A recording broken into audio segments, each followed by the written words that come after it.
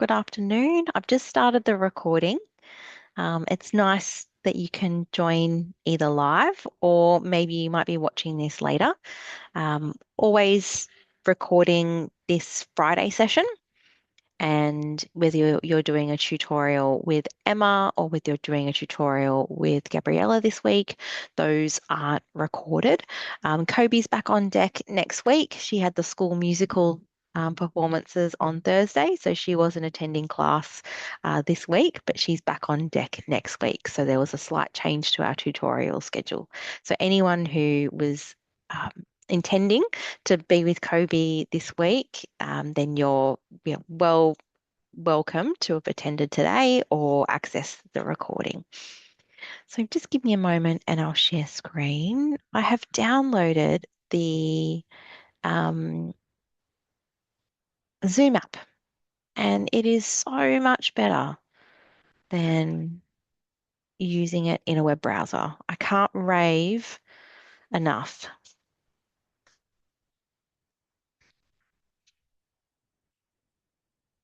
I'll just maybe have to set up some things because I've just downloaded it this afternoon. I think I'm sharing screen for the first time. Just give me a second.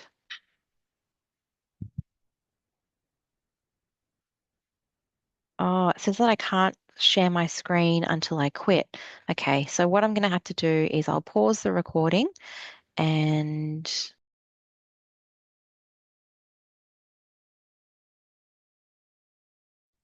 take two, everyone. Here we go. This looks heaps better. Yay, this is great. Okay, so I've just downloaded the Zoom app today and I was just raving about how great it was. And then I had to quit the app to change my security settings. So apologies for that short disruption. Let me just make sure that I am recording and I haven't paused that.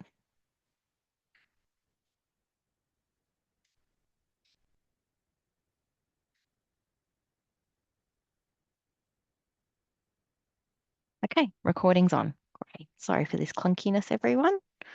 Not as smooth as normal when you're learning to make new. All right. So let's start with an acknowledgement of country because yeah, a bit special this week. It's Close the Gap week. And it's special in our uni because our university does some great, um, what am I doing? Oh gosh, content only, side by side. This works. Okay, great. Our university has some awesome events on this week. As part of your student email, you should get access to Close the Gap Week, and there were two great events that are being hosted by some student groups. And I hope that even if you can't attend, maybe you might even look at these resources and see how you can use them in your class.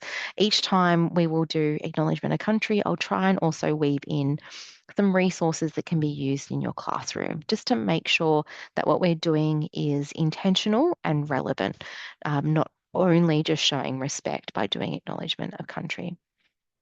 So I acknowledge the Wurundjeri and Bunurong people, the Kulin Nation, as the traditional owners of the land where I work, live and thrive. And the gift of country today is due to their continuous connection to this land, its waterways, community, and it spans more than 60,000 years and sovereignty was never ceded. I pledge my ongoing commitment to equality and historical acceptance and also unity towards reconciliation. Tonight, our success criteria is on the screen, and depending on how you like to interact with this, you might be downloading the presentation yourself using the PowerPoint and annotating in the PowerPoint. You might have it printed in front of you. You might have a workbook. That is completely up to you. But the idea of this success criteria is it can become a little bit of a checklist.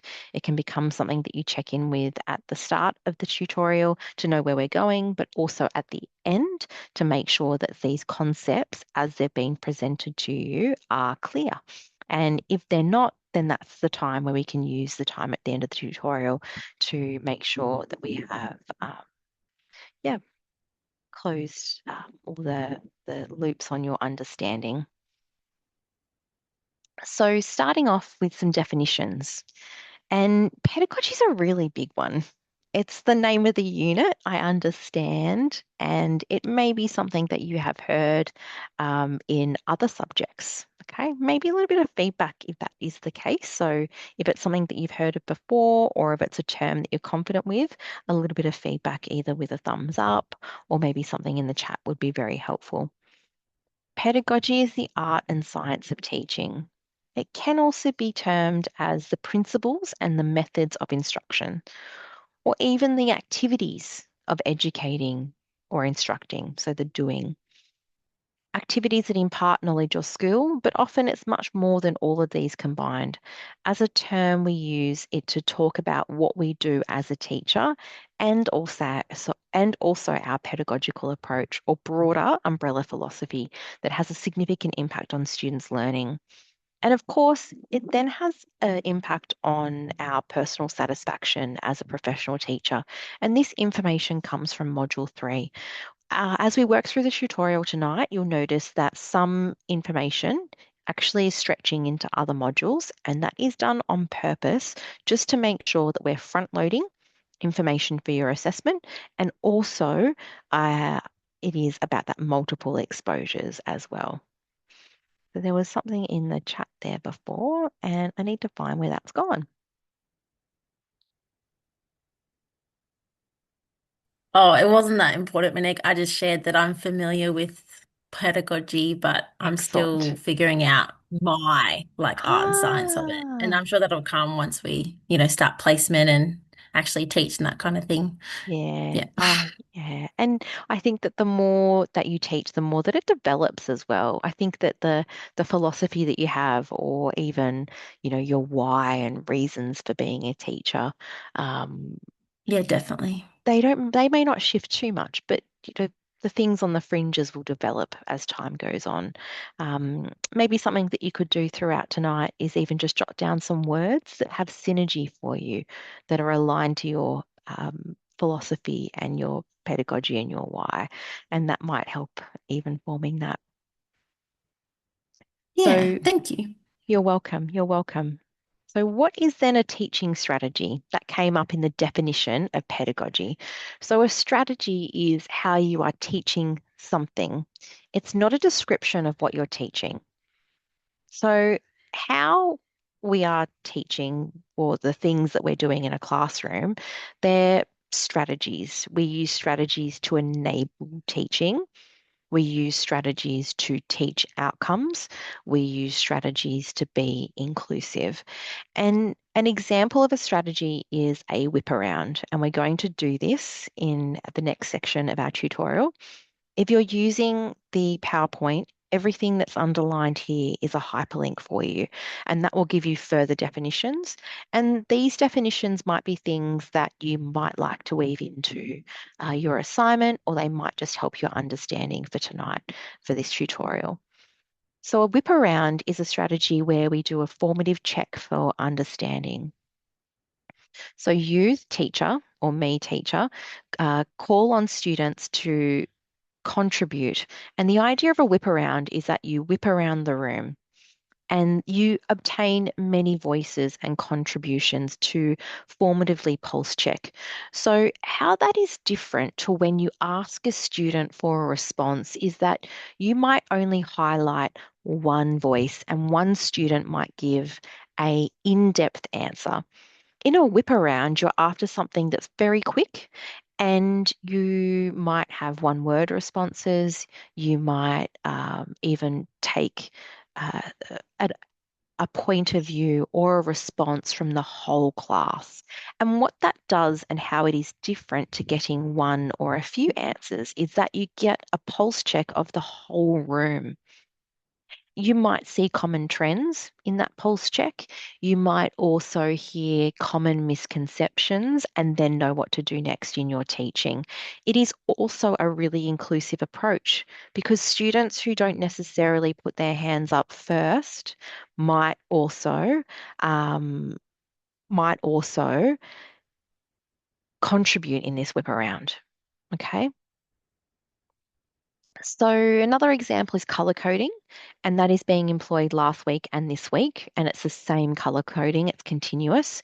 It was just deliberately used so that you don't get distracted by information that wasn't relevant to you. It also helps when you're doing things like annotations on the board, you're highlighting different colors. It makes sense when you're chunking information or grouping or coding or using a key. So color coding can be really powerful as also a tool for differentiation as it is a teaching strategy.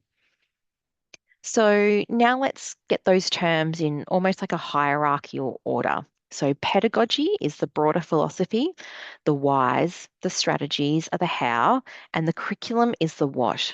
So for example, my pedagogical philosophy, so my personal, is that all learners can learn. And my role as a teacher is to foster an inclusive environment where all can access the curriculum. Everyone can improve, everyone can grow in their knowledge, and everyone can grow in their skill development. The strategies that I frequently employ in my classrooms are chunking. I love breaking things down into steps. I like thinking about big things that can be tackled in small parts. And I like doing that in a scaffolded sense for students, not only so that they can see that there are structures that can support the chunks or parts of learning, but also so that they know that they've been successful before doing the next step. I also really enjoy using explicit routines for learning, and I like having great systems in my classroom. And you can see routines for learning in this unit. A routine for learning that we do every week. We have what's on and what should I be doing. It's released at the same time every week. It's something that you can be guaranteed on. And that kind of routines for learning, that's explicit. It's not only explicit in how it's delivered, it's explicit in its instruction as well. When I am teaching at uni, I often use strategies that I use in the classroom. And sometimes that might feel different for people who are experiencing other units because I teach this course how I would teach in my classroom. And even though we are online and it's a different forum or format, it is all about selecting intentional pedagogical practice and thinking about why would I be using particular strategies and how they can yield the best outcomes for learning. I might just stop there and see if anyone's got any questions before I move on to the whip around.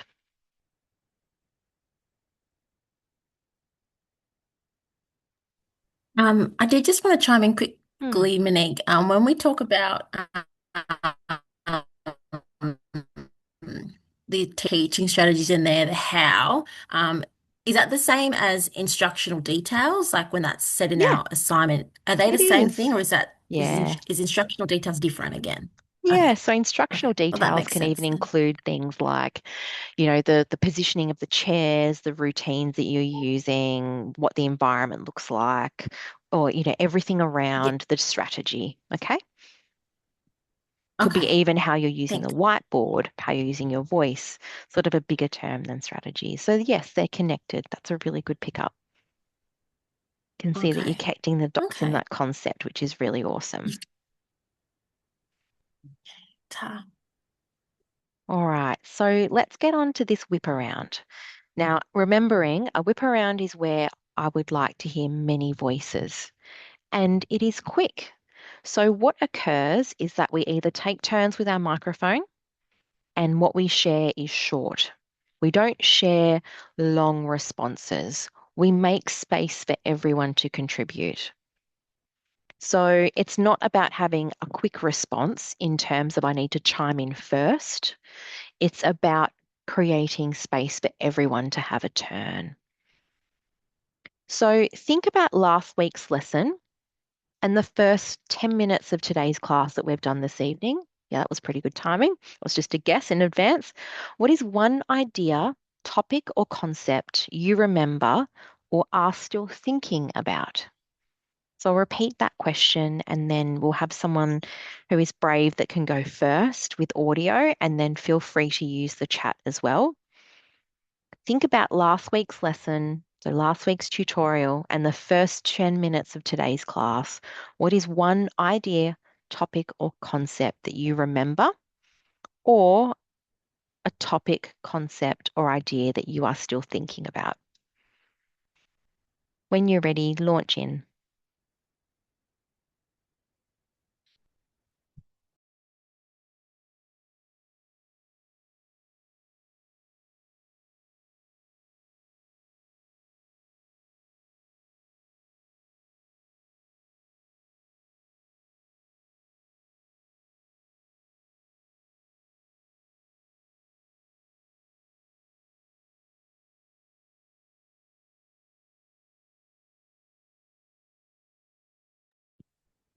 Should have 17 replies here because there are 17 people in the room. Everyone contributes in a whip around.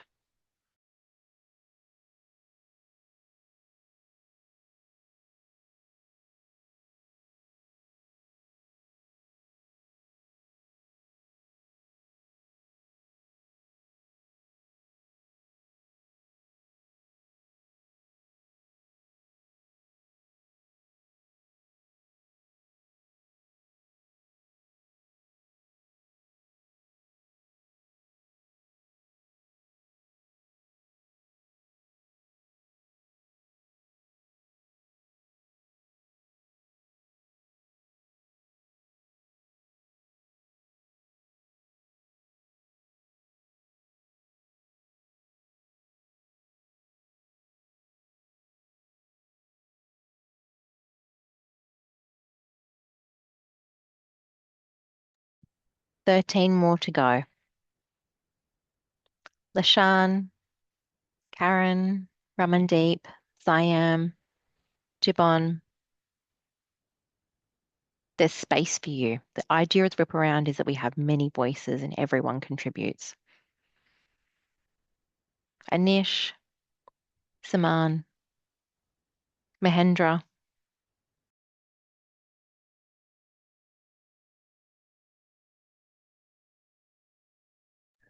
Sorry to interrupt, ma'am, but today on the live class, I can see like the slide is on the right side and your picture, like your video is going on the left side. Is that normal? Because usually the slide is only on the whole screen. Ah, you can see me today. How Yeah, exciting. yeah, but that's great. But Is but I it? was like, the slide is why the slide has small bit. I'm like something wrong with my laptop or what? I talk with my hands a lot. You probably didn't notice that before. I can see your two sides, even on the top recording as well, Oh, and on the main screen as well. maybe that's Much too better. much of me. No, no, no. Okay. Thank you, Paneet. Okay, we're getting some more responses. Remember, I'm after 17 of them. Okay.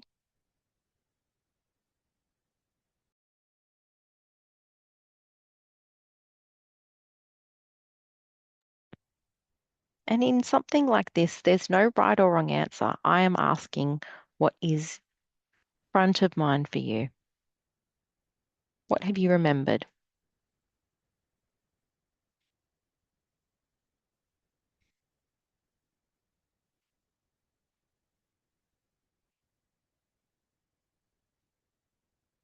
Thank you, Margarita. Thank you, Lashan, Navneet, Gaia. Good. Thank you, Saman.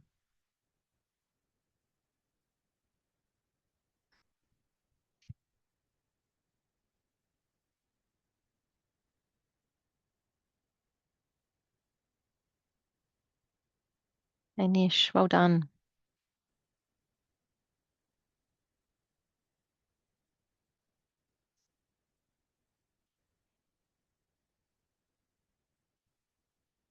Now, if you're thinking about this in your class,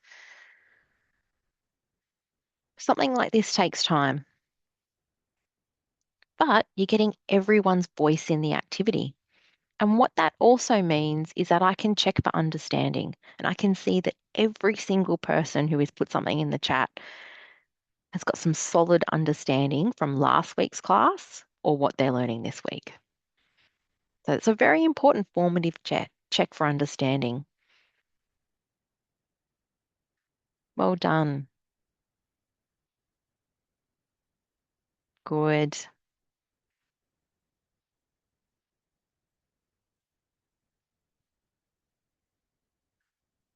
Okay, now moving forward, we've got some terms to know, and I've highlighted in blue the ones that are most important for our tutorial today. So we're going to be using the term course, subject interchangeably. We're going to be talking about the curriculum, and in that, we're going to be more specific about the outcomes within the curriculum as well. And if you're New South Wales, instead of saying curriculum, we say syllabus. We are going to look at curriculum outcomes that are in strands and things that are thematically related, and that will become more apparent to you in the following slides. But in terms of the terms that we've been using repeatedly, these are the four that are most important for tonight. I've added ACT, and that's been added in purple, and that's really important because we have some students from ACT, and I wanted to make sure that they're included in our content. If you need to, take a note of what colour your curriculum state is for the following slides. Now, we have been looking at each of our subject areas. We've been looking at digital technologies, design and technologies, specifically in year 7 and 8. And within the Digitech and design tech, there are outcomes that sit in there. Each of the state have also identified cross-curriculum perspectives and priorities, and these are elements of the curriculum that sit outside the subject area. And so all teachers must teach these. Now, that becomes really important when you're looking at things like sustainability. So, in science, there is sustainability content. In humanities, there's sustainability content. In technologies, there's sustainability content. So, the cross curriculum perspectives and priorities are the themes and content that connects our curriculum together between other subjects. And it's ways that we can become interrelated and connected. All teachers should be teaching about Aboriginal and Torres Strait Islander histories and cultures, as well as Asia and Australia's engagement with Asia. Now, in terms of the other uh, prescribed and recommended priorities and perspectives, some of the states have some nuance and difference between them. So, for example, our New South Wales friends have civics, diversity, and enterprise, and they're not defined in the other states that adapt and adopt specifically from ACARA. How they're taught will make sense in the next couple of slides, and I'm going to show you some examples of those. But these are the things that sit outside our curriculum. It makes us connected with other subjects, and it brings us with those common themes, perspectives, and priorities. Now, general capabilities are the knowledge, skills, and attitudes and behaviours to assist students to live and work successfully in the 21st century. So, in Digitech and Design Tech, we're teaching skills and knowledge. And each state has decided that also literacy and numeracy is really important. And all teachers are to teach explicitly numeracy and literacy. Digital literacy is also there. We've got personal and social capabilities, intercultural capability. So that is, cultural connection and understanding, ethical capability, and think I said critical and creative thinking before. Why do you think these are so important to young people in schools? Open-ended question there. Hoping someone can respond with answer. Why are these so important in schools?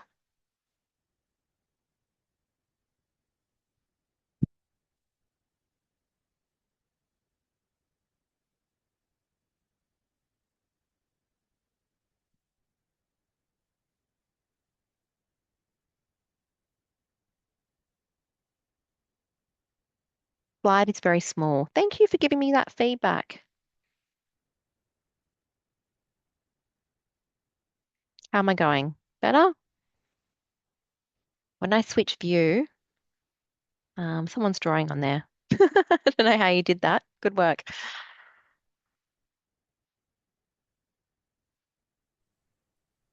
You're still up. Your face is still up. I wonder if you could Change my screen hide self somehow. view. Yeah, cool. Good. Thank you. How's that? You're helping me navigate this new software download. Appreciate your patience. Better? Maybe.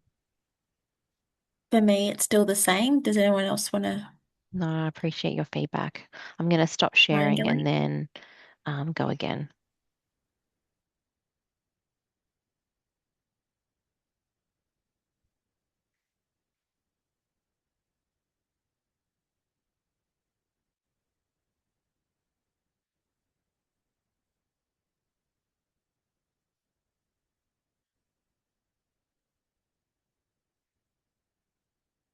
Okay, I think we're good now.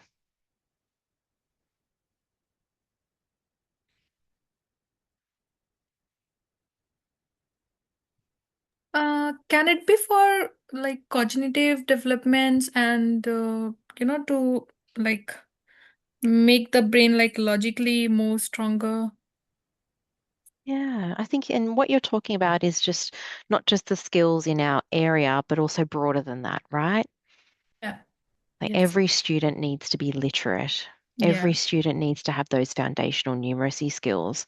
And in a technological world, digital It's the literacy is basic so, need. yeah, it's basic, isn't it? And Yeah. I think digital literacy, you think, wow, we already do that in technologies. But when you think about a subject like humanities, for example, having this as a cross curriculum capability is so important for the humanities team. So it's like learning for life. Yeah, learning for life. Beautiful, beautiful way of saying that. So, not just teaching the content and the skills in the curriculum, but the skills that surround that as well. And literacy is a key part of that. Now, wait time is a strategy, different strategy to what you've just seen. It's where we recognize that students process informationally differently, and some need time to synthesize and deep think, and others need to decode or translate. Wait time is important for all students to have an opportunity to have a voice. So, where we may have before in the whip around wanted to have a response in quick pace, making sure that each student had a voice. In using wait time, we pause, we ask big questions, we have discussions that are deeper. And to do that effectively, we want to ensure that we're not just picking up on the first student that raises their hand. We're allowing wait time for our deep thinkers, for people who need to synthesize, and for others who need to decode or translate to have the time to do that too before they respond. So I'm going to pause and not rush this next question. As technology teachers, we are teaching curriculum. We are also teaching the capabilities, and we're also teaching cross-curriculum priorities. So our big question is this too much to cover? How do we fit this all in to year 7 and 8 in 2 years? We can follow the divide and conquer thing where we can like divide some of the area, like the beginning part, and introduce it to students for year 7 and then complete it in the year 8 part. We can. And we And can relate this part to some day-to-day normal like activities as well, like a real world example, so that it makes it easier for students to catch up those things easily. good, good. And I'm going to employ some wait time here.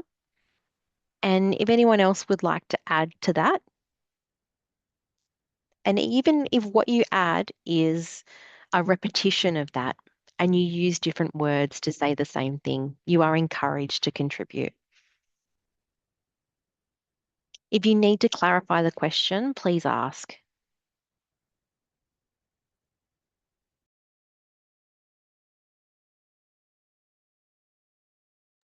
Group projects, absolutely.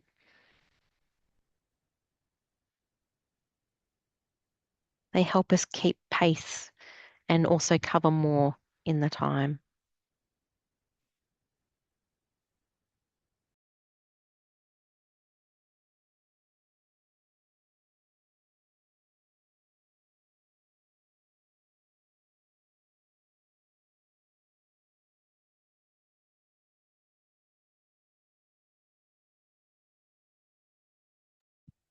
Well done, Bakant. So we're, dividing the teaching, introducing chunk after chunk. Students don't feel overwhelmed.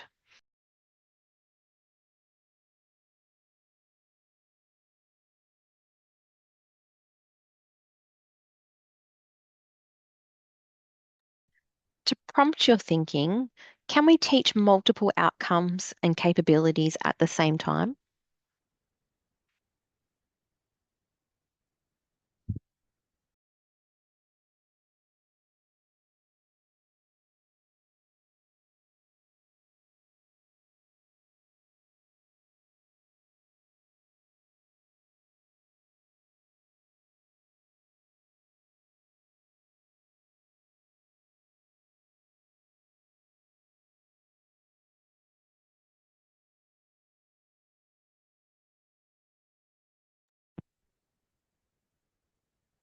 Good work there, Blake.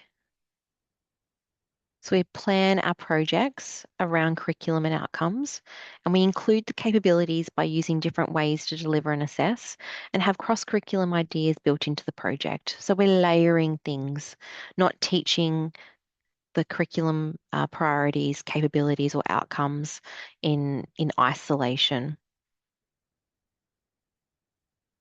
Good, Bakant. I think you've said the same thing in a different way, and that's fantastic.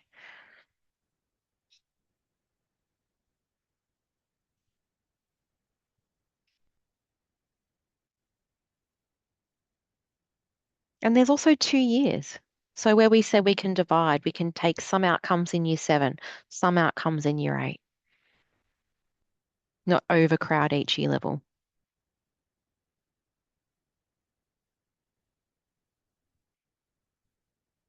Thank you, Margarita. Thank you for your contribution there. And it's not an expectation that we have to include all of them in technologies. So where we have to teach every single outcome in Digitech, in Design Tech, we don't have to cover all of these in year 7 and 8. So make sure you know that. If it's not the time to teach ethical capability in a particular engineering unit, but it really does work in food and fibre, then in food and fibre it should be taught. And Jabon's added that students are learning to work collaboratively in a group as well as provide solutions, and there's multiple outcomes there. Of course, and working in a group, if you're in New South Wales, is personal and social capability.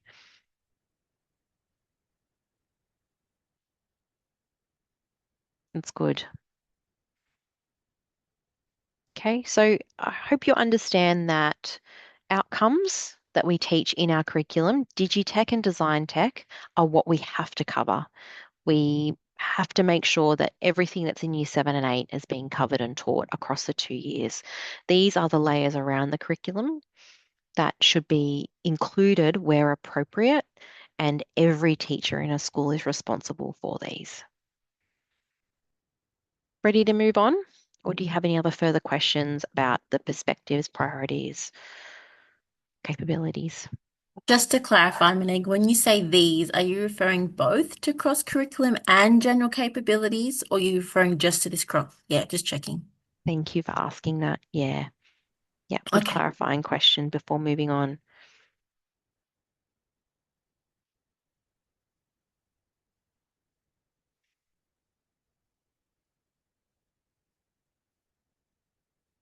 Okay. Now, thinking about strategies and experiences that you have had at uni, teacher-centric. Now, teacher-centric means that the teacher is the center. We sometimes call that sage on a stage, where the teacher is doing the work. And I'd like you to reflect on the teaching experiences you've had at university. At university, in an online forum, you will mostly see explicit teaching, where a teacher is teaching you content. They will model, and there will also be time for clarifying questions. Are there other strategies that you have identified at university that you have experienced or seen? And what I might do is I might also just work ahead because we can do two things at once. And I'll give you this link, which is in the following slide, and it has just a bit of a brainstorm, a mind map of my favorite strategies. And it might just give you a bit of language to describe what you've seen. Um, Margarita's experience scaffolding, fantastic.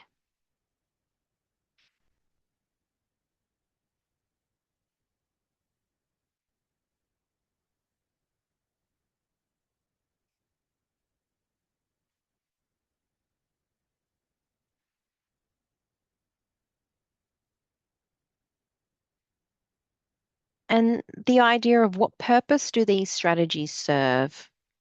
When we are at university, I am going to be a bit challenging here, I have to say. I feel like we are moving from one assessment to the next. And at times, we don't focus as much on content that isn't being assessed in the assessment task. So when we're teaching at uni, we're doing explicit teaching for assessment and we're modeling the assessment and we do lots of work on clarifying questions about the assessment. And you can absolutely challenge me in return. And I'm sure there's been subjects where you have had much broader experience than that. But I'm going to use generalizations and say that is at times a uni experience. And that can be teacher centric where when you are in these types of university online sessions, you may not hear voice of others. You may hear the voice of the teacher for the full 2 hours. And that is more teacher centric than what you will experience in a school. Do you agree? Do you disagree? What other strategies have you experienced? Blake said he's experienced color coding.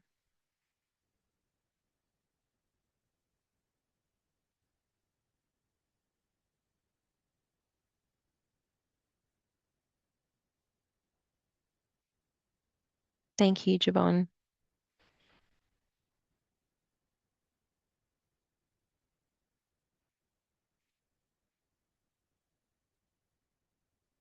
Now, in a secondary classroom, in a year 7 to 12 classroom, you want students to be doing the work.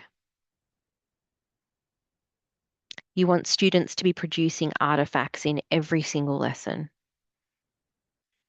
You want them to be completing tasks, doing things, participating, being active, engaged.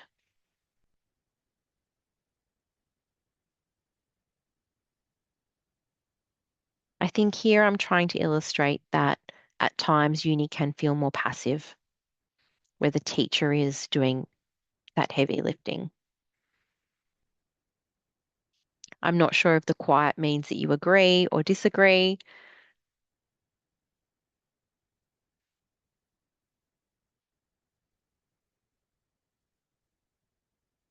I think I'm That's just processing as you're talking and just thinking it through. thanks. I appreciate you sharing what you're doing. That's good. It's good feedback for me to know where you're at. And Australian classrooms, they have a hum about them, and I think that students are reciprocal in classrooms. where there's talk, there's chatter, there's relationship building, there's body language as well.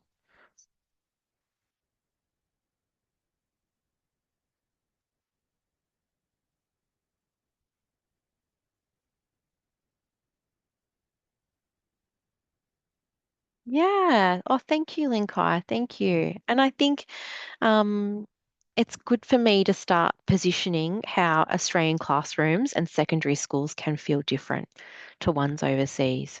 At times, I know that there is a compliance and a seniority for teachers overseas, and I think that Australian schools do have that to some extent, but potentially not as much as schools overseas, where students are active learners.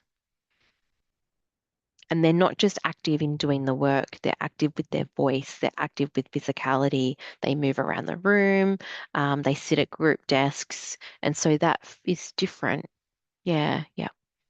So maybe what I can do is I can present more visuals and even some video examples of what Australian classrooms look like and how that is different to universities. And I'll aim to do that in the coming week, okay? So that you see some more examples of that. So rather than me just asking questions and probing you for answers, I'll do more showing so that you can see what that looks like, okay? Yeah, great. Good, good, good, good, good. I took year 9 out on an excursion today, and I was a supervising teacher of the geography excursion. And you know that I'm not a geography teacher, right? You know I'm a technologies teacher. So we had geography teachers on the excursion, and we went to a farm near Dandenong.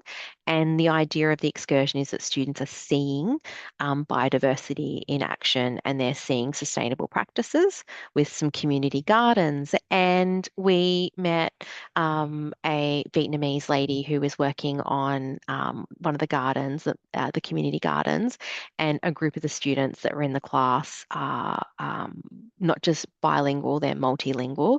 So they speak English, they speak Vietnamese at home, and they also speak languages that they're learning at school.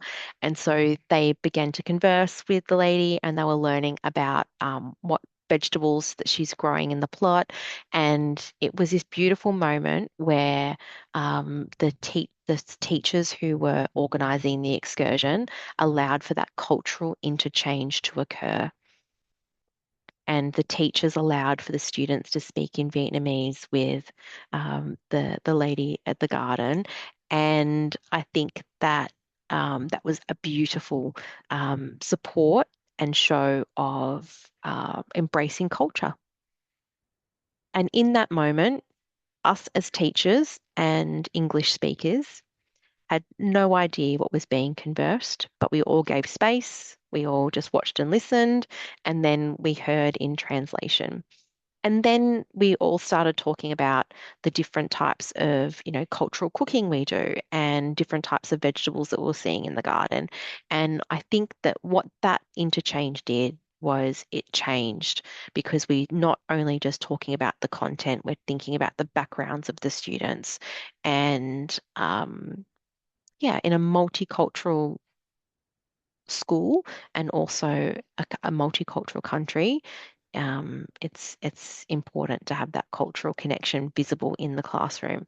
Now, I still had not a lot of knowledge of the content that was being presented today. So my role today was just to facilitate the excursion, to make sure students were behaving properly, making sure that we were doing roll calls and I was counting students and all sorts of things. And by the afternoon, year 9, we'd been at this same place all day and they were a bit wobbly.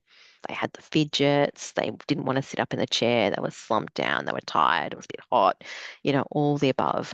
So my role in the class, in the group today was just about correcting behavior, making sure they were paying attention, sitting up straight, using respectful language, making sure they weren't getting too wobbly. And yeah, so I think next time what I'll do in the next week is that I'll bring more examples of what Australian classrooms look like.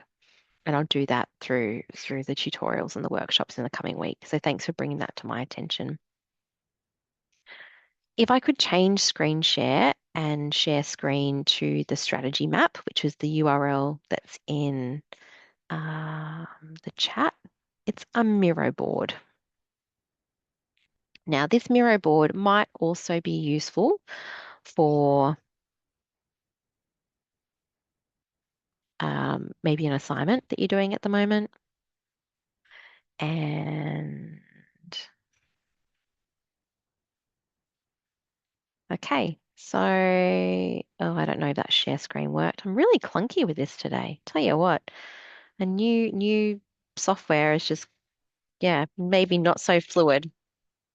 All right, so these are all different strategies and they each come with a URL that can give you more information.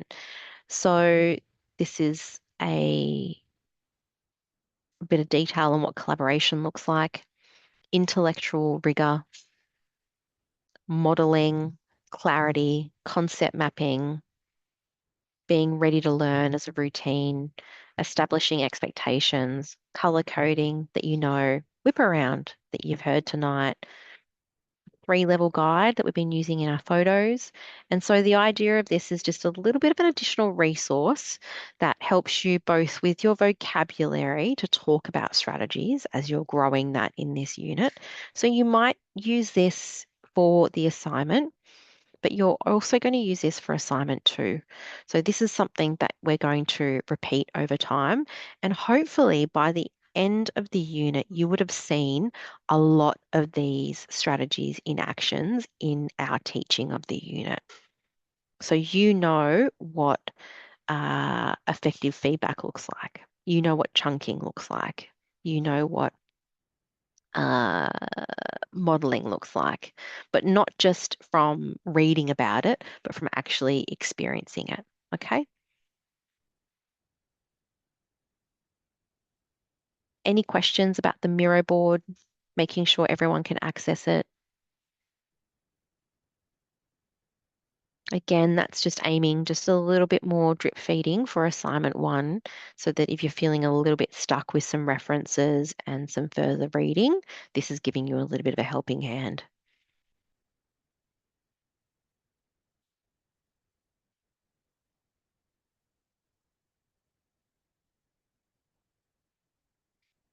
Okay. All right. So bring us back to our PowerPoint.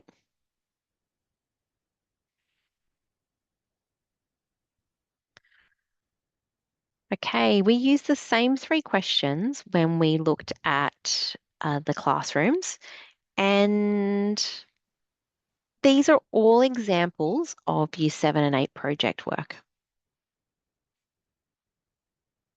What I'm hoping is that when you look at these pictures, you start to see subjects or context areas, or maybe even general capabilities in action.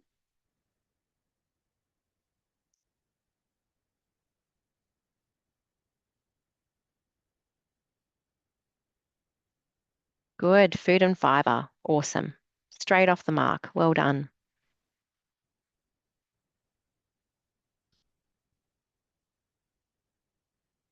Numeracy, awesome. Please, everyone, continue to chime in. What subjects are you seeing? What context areas are you seeing? What capabilities? What cross-curriculum priorities? Good. ICT, design process, digital technologies, materials. Good. Yes. And Margarita, if you flick back a few slides, can you find, yeah, thank you, Michaela. Michaela's answered that question for you, Margarita. But if you'd like to go back to that previous slide, take a look at the terminology that sits with that one.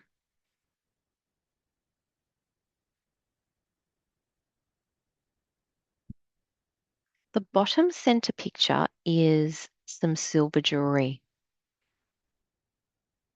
And in that, students have used some biophilic design where they're mimicking textures of nature on the silver jewelry and also imprinting with native flowers and different natural textures.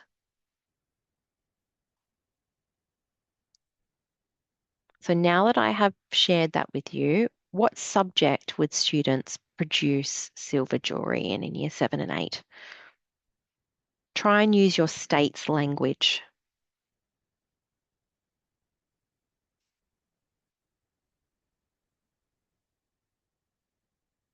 We did this in last week's tutorials. Good, Michaela. And what cross-curriculum priorities or capabilities are you seeing here in this specific jewelry example?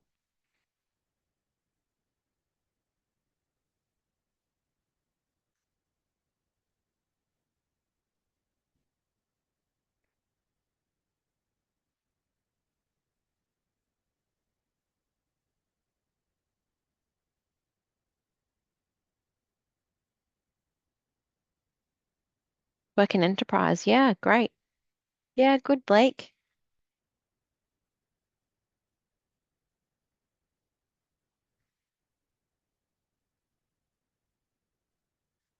Wonderful. Could it be sustainability as well, do you think? Yeah, thinking about what is in the environment around us, even also thinking about the material itself, silver, where silver comes from, could be interwoven into that. Is there a picture on this page that you would like further explained, as well as the jewelry there? Thanks, Jabon. The bottom left for me doesn't ring Ah, the bell, but the wearable? yes. Yeah, so it's a little wearable bracelet and it tracked movement and made noise when students move their arm. And there's little like pipe cleaners and things for buttons on a micro bit. Yeah, I've never seen that before. That's pretty cool. A really cool way of teaching Digitech. And it is a pretty simplistic circuit, integrated circuit, but it has a place in the curriculum and it can be how students can build skills really quickly and move on to something more complex. Engineering, good. And where do you see numeracy?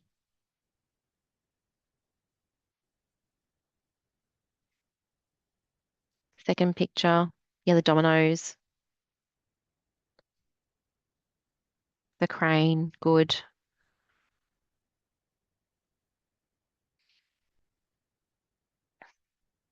Absolutely. Measuring and calculating the fried rice for ingredients. So much numeracy in food technologies, especially when you think about, weights and, measuring of ingredients, but also the quantities of the recipe. And, then you go into different food groupings and calculating, nutrients and all sorts of things. So there's so much numeracy. It's such a simplistic recipe. It's got cultural significance as well. And it's also got some numeracy in there.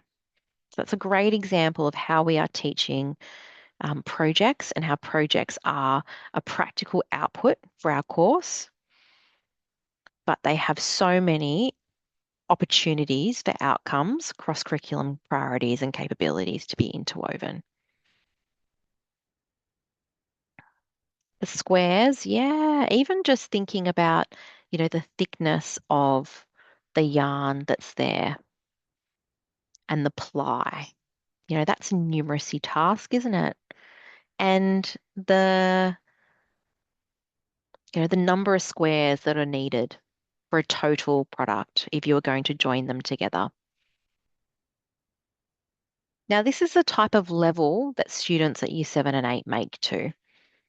So it's nice to see what students will be making at this year level, especially when we think about, where they get to in year 11 and 12 and how they build skills in between. Dominoes are a favorite. They get to use the drill repeatedly and they get to use different jigs and also combinations of hand drills and drill press. And that repetition really means that they get to practice that skill over and over and they get to share different equipment. And it's something that students love to make. Bit of a slight tangent, Monique, but I felt kind of sort of linked when you mentioned the woodworking there, with the drill press and things. And you mentioned your background, that you even like taught construction vet and I think you do woodworking, and I think I'm just curious how you got into Yeah. that. I would have assumed you might have done like food tech or textile. Bit, Oh, bit sort of yeah. stereotyping there, gender, but yeah, just Yeah. And I think that, technologies can be a little bit gendered as well. So I have an industrial design and engineering background. And then when I taught in New South Wales, I started teaching industrial technologies timber. And the school I worked at needed a building construction teacher. And my speciality at university was working in timber and concreting. And so that then lended me to teach construction. yeah. How was Yeah. that experience? Did you find? Yeah, I loved it.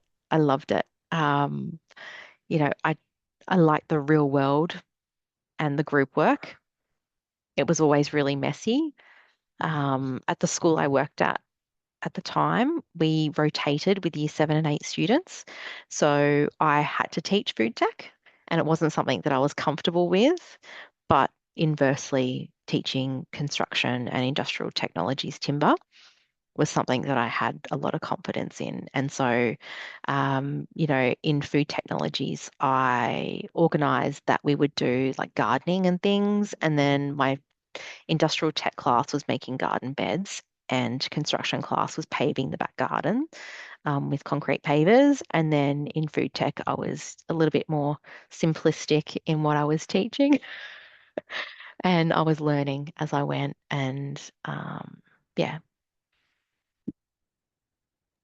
Yeah, well, I can't imagine going the opposite way. Like I'm in food tech and just trying to see myself with a hammer and a bit of a learning curve.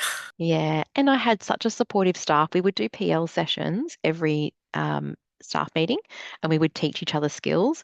And I remember learning to instruct students on how to dice a vegetable. And I practiced it to the hilt. And also did the same thing when making a roux. And I'd always, give my food tech friend a call and say, it's brown. It's brown again. I've burned it again. I've burned it again. I'm not making a white sauce yet. I'm making a burnt butter brown roux sauce. And, sharing that joy with students, I think, is a really big part of it. Yeah, yeah. Yeah, you're welcome. You're welcome.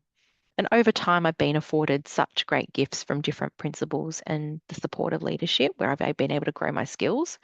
But I think teaching in the workshop, teaching in that area is my great passion. Yeah, yeah, cool. All right, let's keep moving. So, a point of discussion. Projects provide contextualized and practical learning in technologies, and that includes the integration of those cross-curricular capabilities. And also, we have an opportunity for personalization and differentiation. Oh, skipped a bit. What do you think? Do you think that when we teach a project, we're able to, weave that in? Can you see that in those examples? If all students are making the same project, is there opportunity to personalize?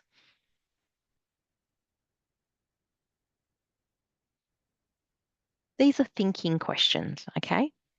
So if you're deep thinking at the moment, or if you're having a ponder, that's good. We're not moving as quick as the workshop the other night. I hope you noticed that. We're taking our time. We've got some thinking time ahead of us, okay? Yeah, create a learner profile for each student before the project, and then you can work out how you can personalize. Wonderful. Get to know their background and what they're interested in. Good.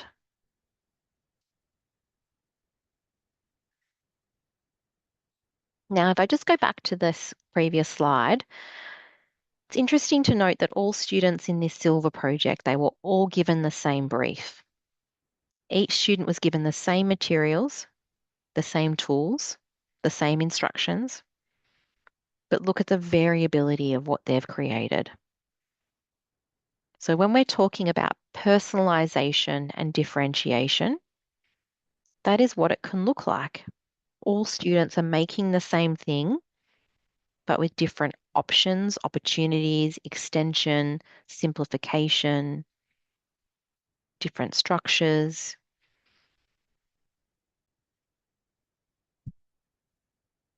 How are you sitting with that?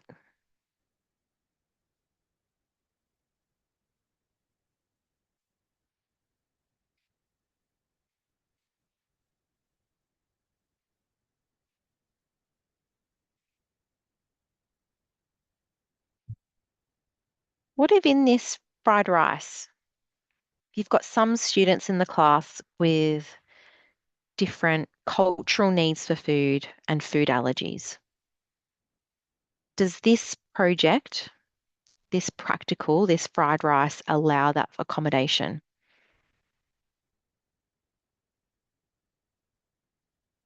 Absolutely. We can tailor ingredients. Maybe the inclusion where some people might eat ham or bacon and some people might not.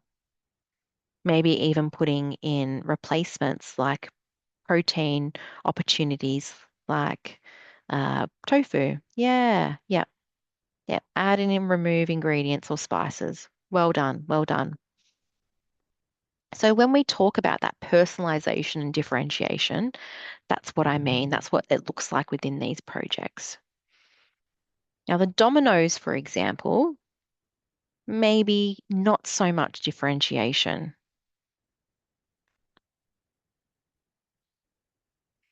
Not in the product, right? Coming back to those assignment terms that you're learning about, maybe we would have to accommodate and differentiate in the process of doing the task because every student is going to produce dominoes. They're going to have the same number of dominoes.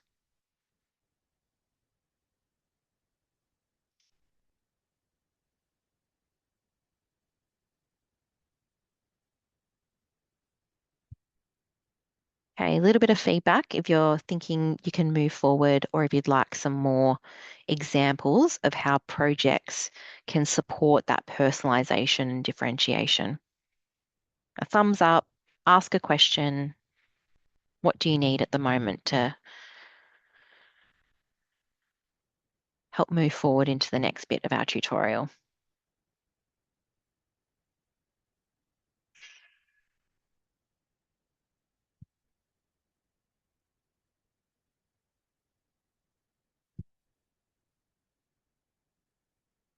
Well done, Margarita. Good.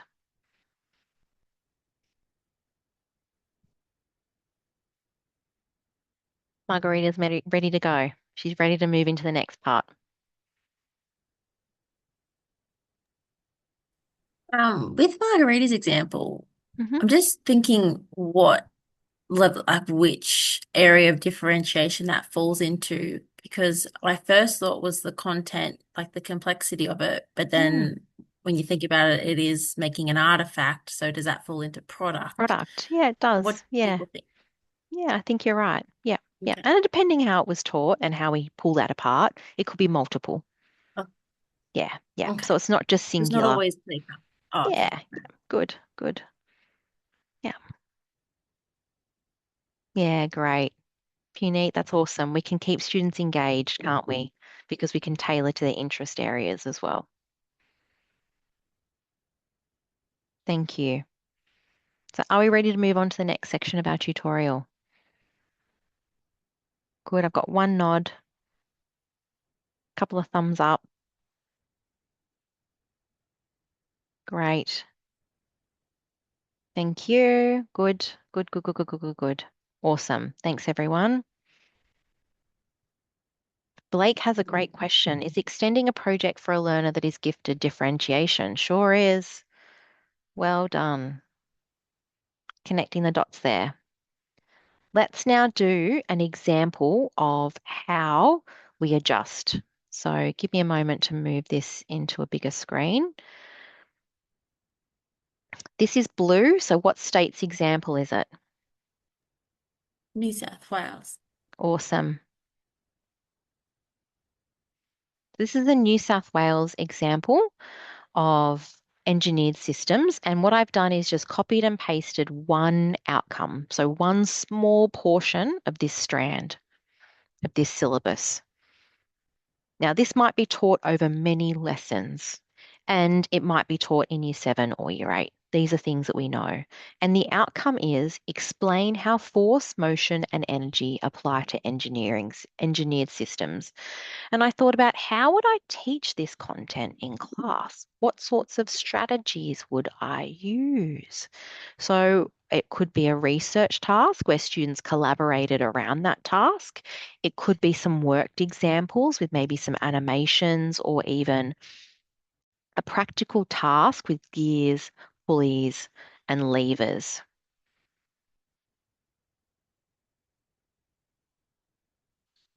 Now, if we just think a moment and think about inclusive classrooms and the need for differentiation. Now, differentiation is about adjusting for equity and inclusion. So the picture on the left is treating all of those three people as equal. We are giving them the same step. Now, what we can recognize is that different people require different supports and also different conditions for learning to thrive. So by looking at that second picture, this is equity. This is where everyone gets the support they need. So our role as a teacher is to make sure that students can access learning, that all students' backgrounds are considered, whether that is their linguistic, their cultural, or even their learning needs, or even a diagnostic need in terms of a noted disability. We need to make sure that students can achieve and demonstrate their learning. And when I mean demonstrate their learning, that's through assessment and that's through showing how they can learn. Now, this is quite a distilled portion of your upcoming module for the next week, but it's important that we're drip feeding this for you and that it connects in with assignment 1. Okay, so we're really making sure that you're getting the right information for your task and that you're being chunked through the modules and also interleaving content, making sure that you've got those multiple exposures. This is an image that if you're accessing your assignment 1, it should be familiar to you. Okay, it's part of that first link that is a part of the assignment process. This is where we talk about the modalities of adjustments. And when you have an inclusive classroom, you have to think about days. There we go. We have to think about these 4 modalities of adjustments. So we can adjust our content, and this means that we can adjust and differentiate based on a student's readiness to learn. So are they ready to move up a level? So thinking about the student that you mentioned there, Blake, that's gifted and talented. So we can adjust the content for their students because they're ready to move up into the next stage, New South Wales term, or up to the next level, Victorian Queensland term. So process is where we think about the learning process or the tasks that are completed in the room.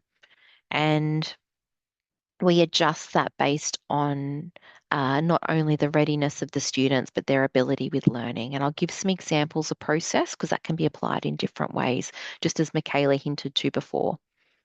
The product might be something like the assessment task or the work that they're doing or the how they're completing the thing, the artifact of learning. And the learning environment is literally the learning environment, the classroom and the physical space. So now that you've seen this outcome and you've heard some ideas of how I would teach it, let's think of how we can differentiate it with some examples. So if we are adjusting the content of this, got a student who is high achieving and they've already demonstrated that they know the content at year 8 level in a formative task. So instead of teaching this at year 8 level, we can extend into more complex mechanical systems because in year 8 they learn about simple machines and year 9 they step up into complex mechanical systems.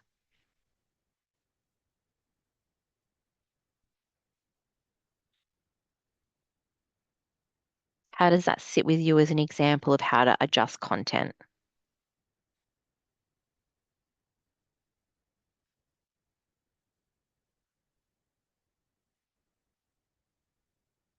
Do you have further questions? Great, let's do another example.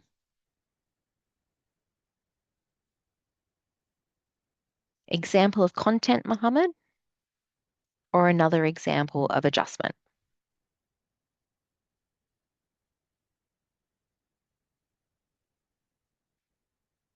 Good. Okay.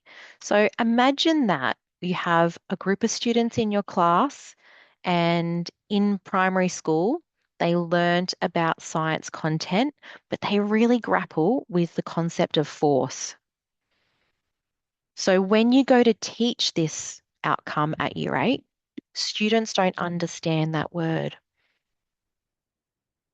So you need to provide an adjustment for these students, not because of a disability, not because of any other learning need, but they need repetition to reinforce that term and that concept and that knowledge. They haven't grasped it yet. So they cannot learn about force, motion, and energy in engineering because in science, they don't understand what the word force means. So what that might mean is that you have to do an introductory lesson for these particular students. You might identify 6 students in the class. You might provide a supplementary materials for them and that they do a small exercise before doing the next step. So you're actually going back before you go forward.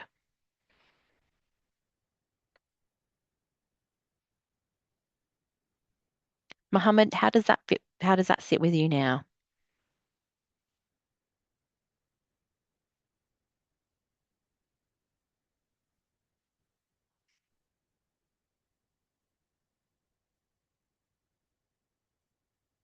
Thank you. Okay, now it's all right to say if it's not. Okay, now same outcome, but this time we're thinking about process, the process of doing the task with you. A student in your class requires literacy support. They have a specific learning disorder that is called an SLD, which impacts their reading and written expression. So, in order for a student to do the task, we have to think about their abilities and capabilities when they're reading and writing. So you want to do a practical task, and there is a theoretical component. We're looking at pulleys, gears, and levers, and there is a theoretical component where students are supposed to be writing.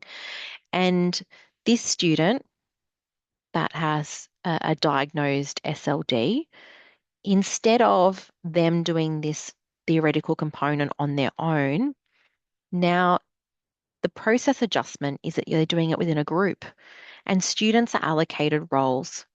So one student can do the writing, one student can read the instructions aloud, one student can operate the practical gear, pulley, lever system that they're doing.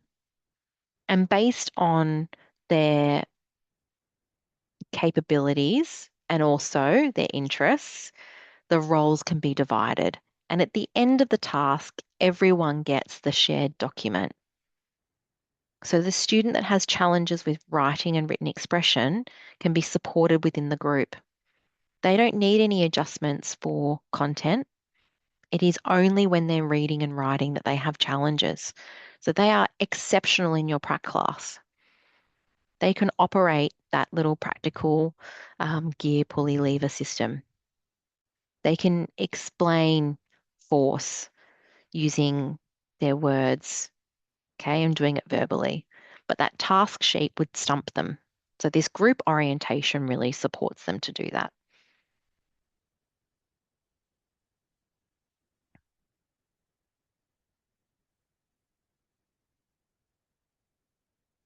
Okay, this one's purple. So for my ACT friends in digital, oh, and also digital technologies, good. So in digital technology, students need to analyze and visualize data using a range of software, including spreadsheets and databases, to draw conclusions and make predictions by identifying trends. So before we begin, what general capabilities, plural, do you see in this outcome? If you need to, go back a few slides where we listed them. Try and use the terminology that's in your state.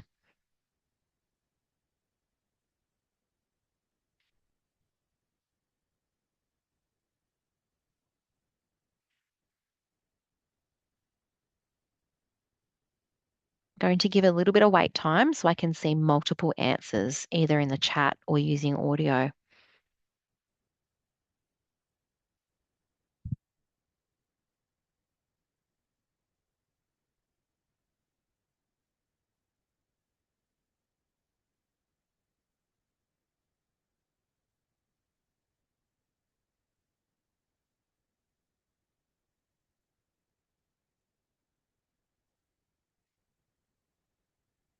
Okay, definitely ICT, definitely literacy because they're drawing conclusions from the trends. Definitely digital literacy, absolutely numeracy.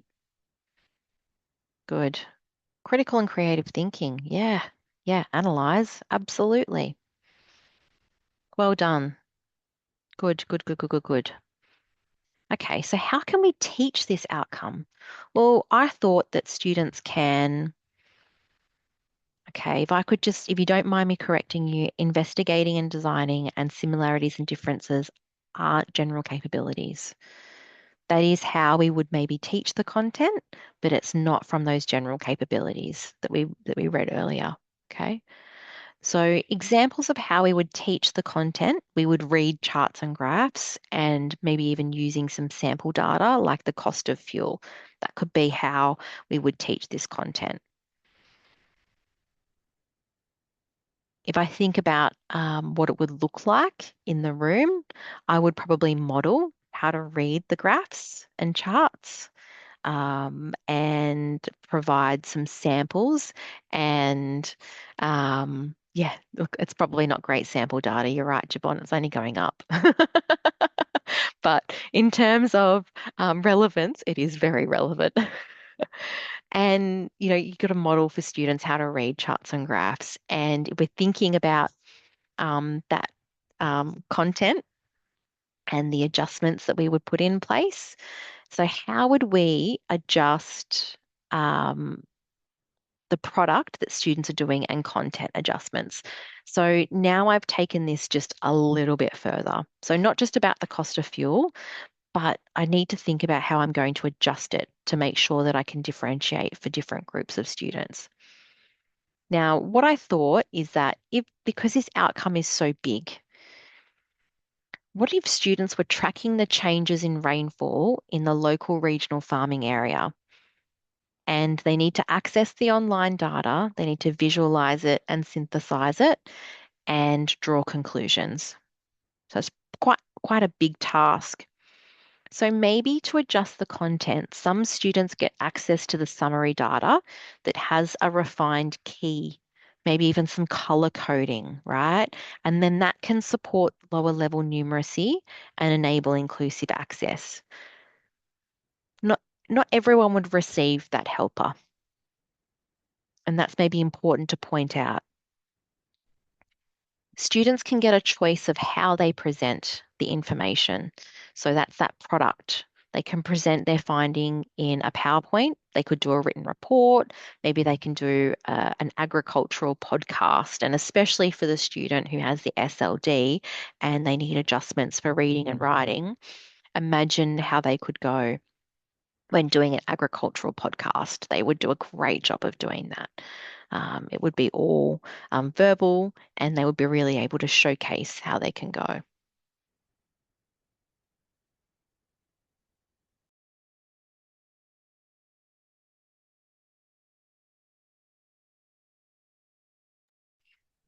How's that sitting now as an additional example of product and content?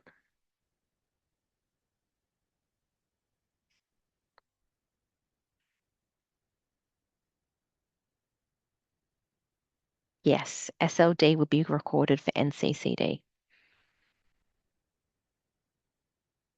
Yeah.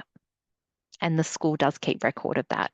And with something like that that comes along with potentially some allied health, maybe even, speechy occupational therapists for students, maybe even some literacy intervention, there would be lots of records at the school for that type of student that could help staff teach them.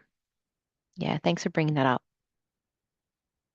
And for anyone that doesn't understand that yet, that's okay. That'll come in weeks to come and not as important for the now. But thank you for asking that, Jabon. I can see that you, again, got lots of connections are happening with content. And we all do that at different paces. So don't feel any pressure if that's not where you are at the moment. So here we have an example of the learning environments. And these are examples of my classrooms over the years.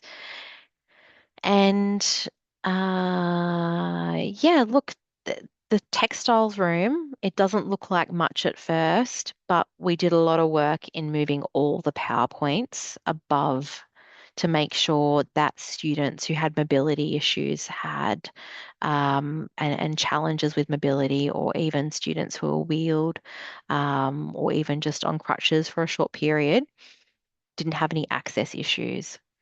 And I know that seems like a safety measure, but that's also inclusive because when cords are all around the room, then students who have limitations in their physical movement, then they might feel stuck and they can't actually move around the room.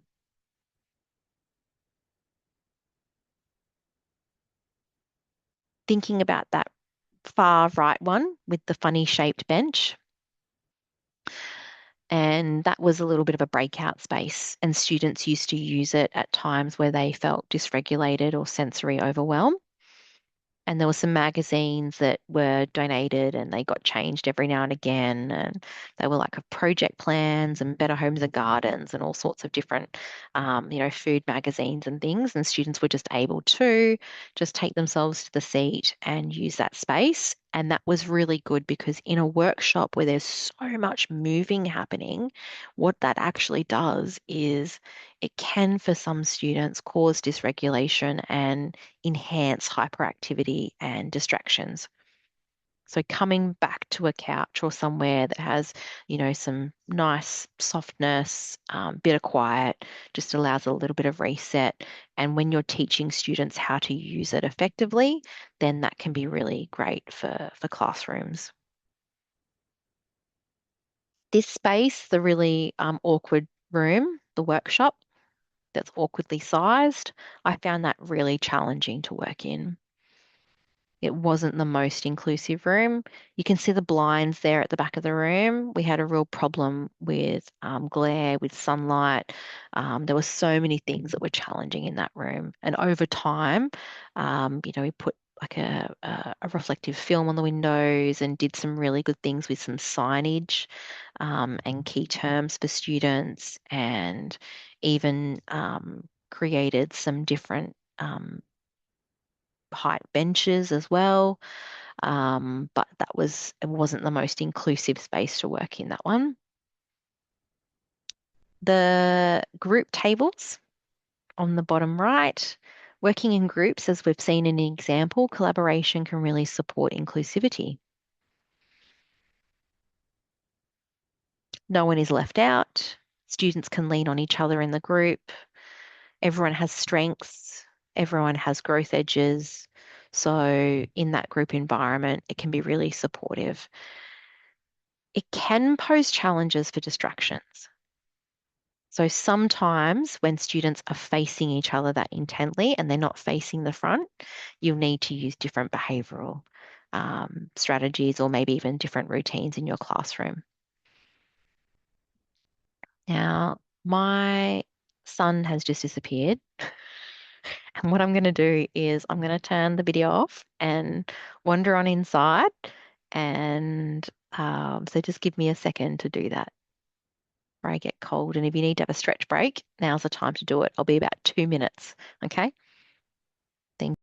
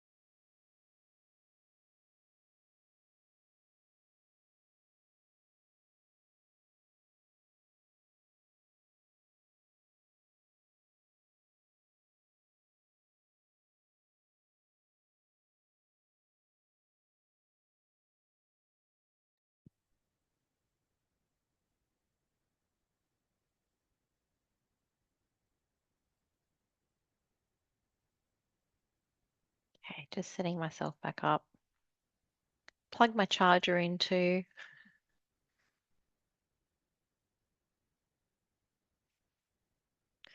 Okay, any questions around the learning environment?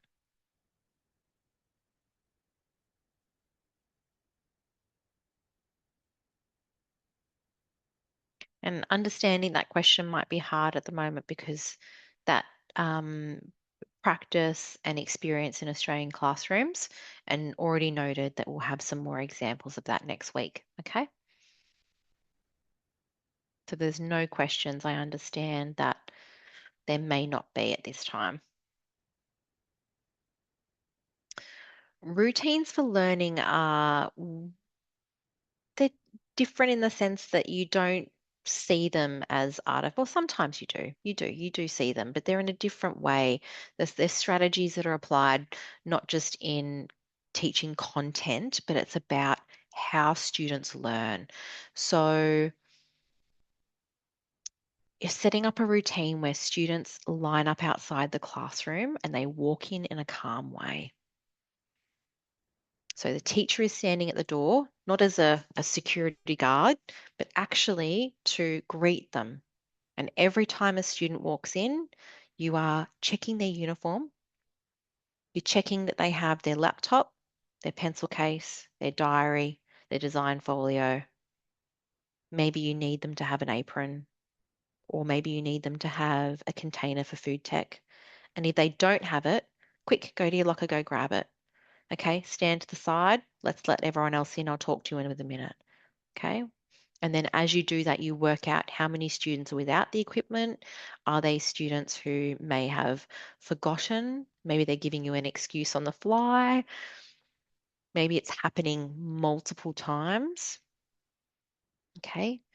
And so not only are you working out, are they ready to learn as they come in the door, but you're also acknowledging each human as they come in the door, greeting them by name.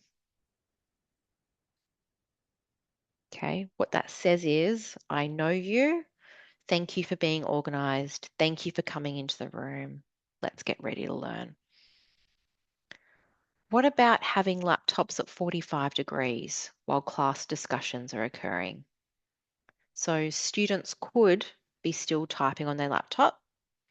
They could be, I don't know, distracted doing something else. So if you instructed, maybe even a hand signal, I use that all the time. I say laptops at 45. And then, sometimes I make jokes. Like that's not that's 90 degrees. That's not 45 degrees. Yeah. And just, get students into the habit of when we're having discussions and we need to be listening to other people in the room, we're not looking at a device. We've got good listening body language, and that looks like that we're not distracted. Maybe as the lesson's going, you're checking in with the success criteria and you're walking around the room to do that. Maybe every time there's homework, you write it on the board. And at the end of the lesson, students are not allowed to leave the room until they've written the homework in their diary and they have shown you, and then they can walk out the door. Now, you're experiencing routines for learning. Every Monday, 7 a.m., what's on? What should I be doing? It sets you up for the week ahead. It's becoming a routine. And for students who are not engaging in those routines, what are they missing out on? Now, yes, these are organizational, but they're also relational because when you see students that aren't engaging in these learning routines, what is not right? Is it that there, yes, something happening at home, uniforms looking a bit messy? Is there something deeper going on there? Friendship issues? Is this something that's happening all the time and that maybe you need to communicate with other teachers of students to find out what is happening? When you see changes in behavior, okay, so by having these really strong systems in your classroom, they support students to access learning. When you're giving good routines, you're structuring your class in a way that everyone understands their place in the classroom. They know how to behave. They know that there's respect involved, that when we don't talk over each other, we listen, laptops at 45. I come into the room, I'm ready to learn. I have my materials, I'm organized. So those routines for learning, these aren't just about teaching the outcomes, right? And they're not general capabilities. Okay, these routines for learning are structures as a teacher. So, what does your classroom look like with your routines for learning? In my Year 10 class the other day, I gave homework and a good portion of the class didn't do it. Everyone who didn't do it got an extra task. I doubled the homework.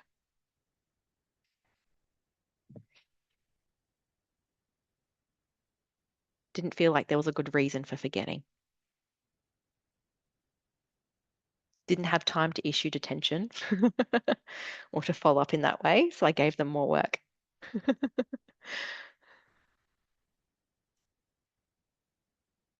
Routines for learning include class time. Yeah, in terms of how you use the class time. Yeah, how you structure your class. Is that what you're mentioning there, Jibon? Yeah, actually, basically, like few slides back, you said, let's say you take a class every week on let's 5 to 6 Canberra time. Yes, So this also includes like routines for learning. yes, yeah. And I think that if you have a class at the end of the day, Mm-hmm. your routines for learning need to be different because teenagers at the end of the day can be a bit wobbly. They might need more structure. And if you're trying to do a task that includes movement, group work, like you've just got to put in some strong structure to make sure that that happens in a way where people are productive. Because what might happen is that because the time of day, after lunch, period 5 or 6 on a Friday, Okay. be a bit accommodating for that. Okay. Yeah, thank you. All right, now another whip around. Remember, this is where we need many voices. What is most present in your mind now?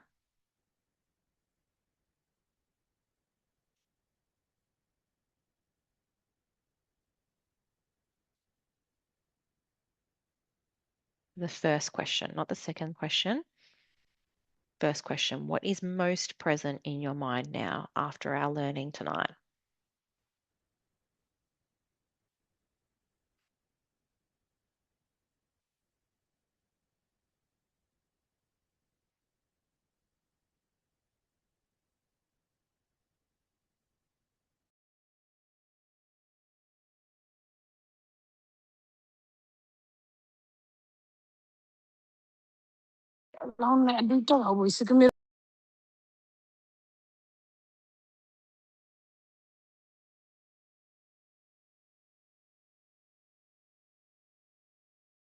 Sorry, I was giving you praise with my audio off.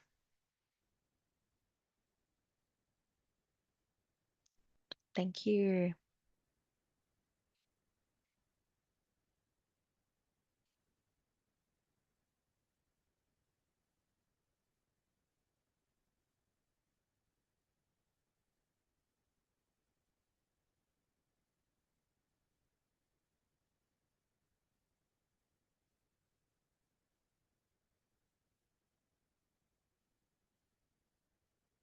I think it's wonderful how people are using the chat in a really quick way.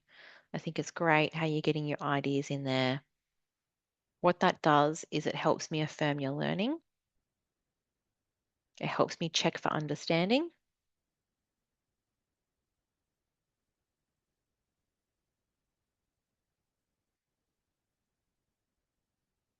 Mohammed, I'll get to your question about resources.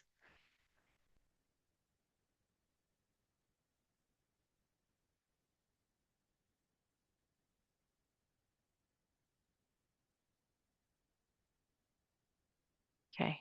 Michaela, is that the I used to think now I think, or is that just a big, big question that's in your mind at the moment? Yeah, they're more questions seeking Okay. clarification. Okay, cool. I'll pause on that question too, all right? Good. Thank No worries. Thank you, Paneet. Thank you. Tamna, please. Sorry, Manu, it's not related to this slide. I joined this lecture today just to ask some questions related to assignment. Okay, I can get them to the end. Okay, you could hold your questions. Thank you.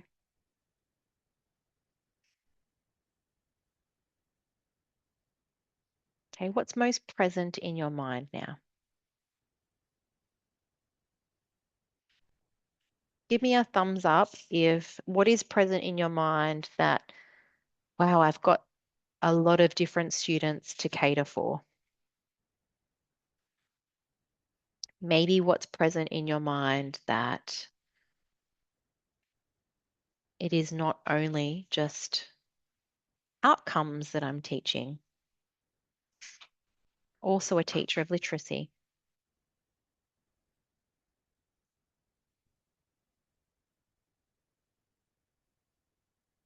Good. Thank you, Anish.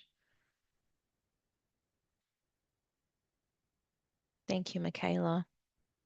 How are you going to remember every student's name? Yes.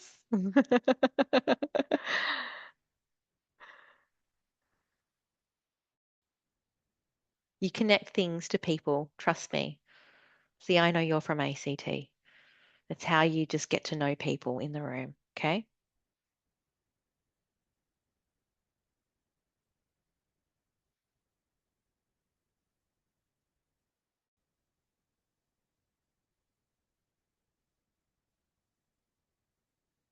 Okay. Now I used to think, now I think,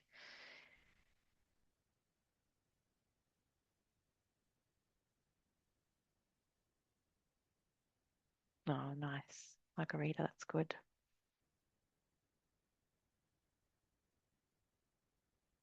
Yeah, great.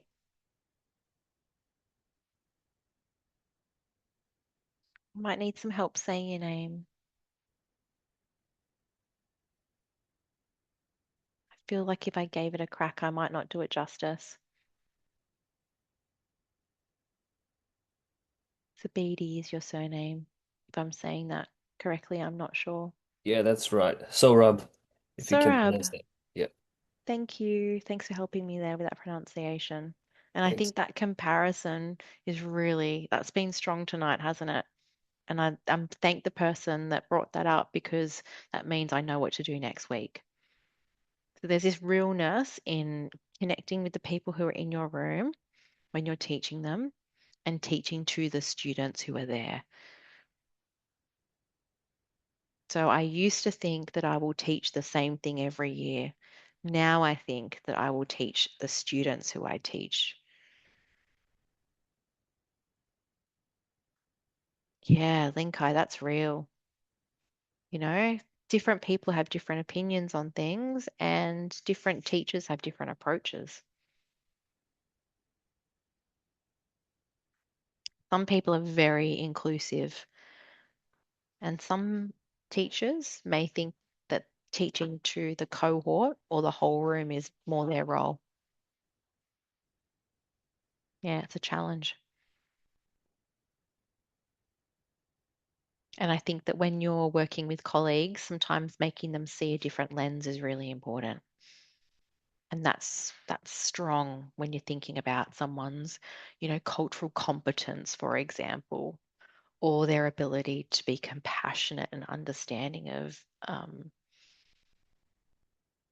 people's varied abilities, or maybe even a disability that they might have. Yeah. Thank you. So wise, Jabon. Yeah, wonderful, Mohammed. It's only week 2. Look at these beautiful, profound things you are saying. Wow.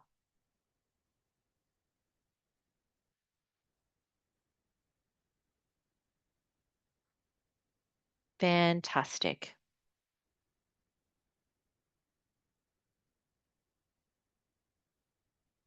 So now you have that sentiment.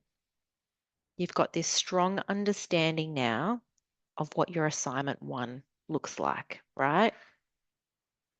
You introduce your subject in the introduction. You talk about the different modalities that you're using and how they would be used to support inclusion and adjustment in the classroom. I can see that people here who are putting that information in the chat, you are ready for assignment 1. Now, if I go back to those questions for assignment 1, is that okay if I do that now?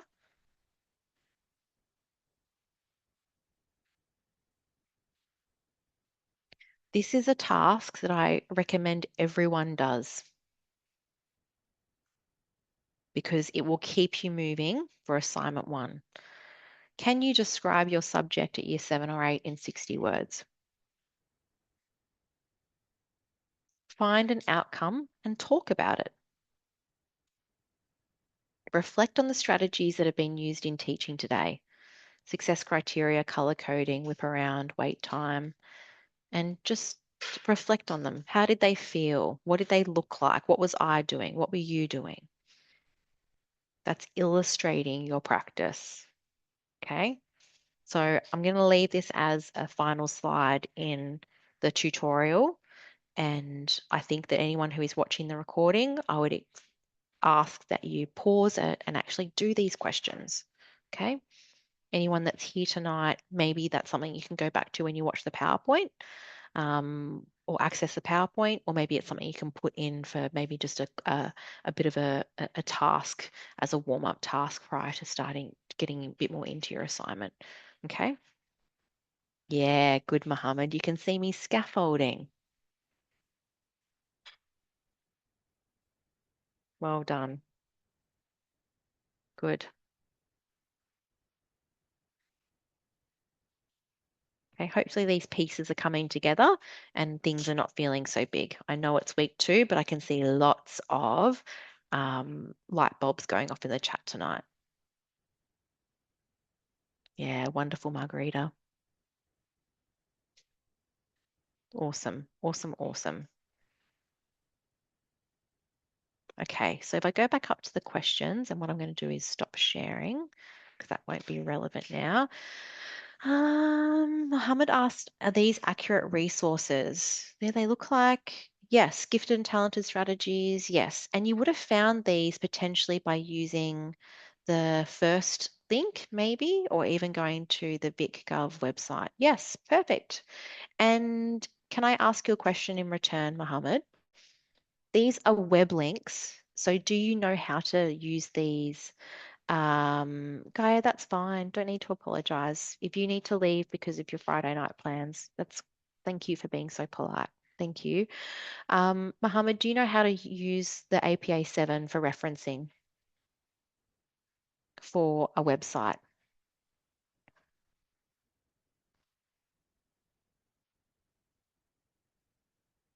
Because you've got 3 websites there and you're asked to have 4 references, 4 additional references, and all of those are going to need a website reference.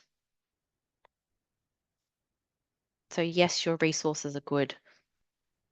Okay. Great. Check it out when you're finalizing. Okay, good. And in your task sheet, there is a LibGuide for APA 7. Okay. Anyone that's using anything automated or AI generated for references needs to be very mindful for when using websites. Routines for learning environment. Good one, Parul. Well done to you. Well done. And Michaela had some questions.